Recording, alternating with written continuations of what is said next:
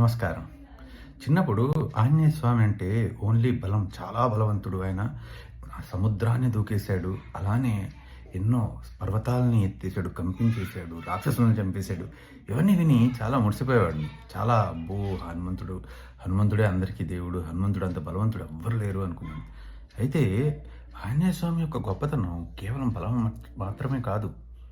ఆయన ముఖ్యంగా సీతమ్మని అన్వేషిస్తున్నప్పుడు అశోక వాటికలో ఉన్న సీతమ్మని ఆయన చూసినప్పుడు ఆయన బిహేవియర్ అందరికీ ఆదర్శప్రాయం కావాలి.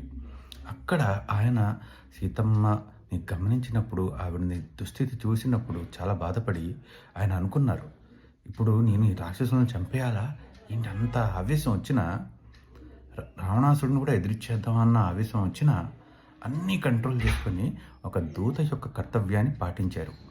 అది ఆయన దగ్గర నుంచి మనం నేర్చుకోవాల్సిన ఒక గొప్ప విషయం. మీకు కనుక ఈ విషయం నచ్చినట్లయితే లైక్ చేయండి. మీ అభిప్రాయాన్ని కామెంట్స్లో తెలియజేయండి.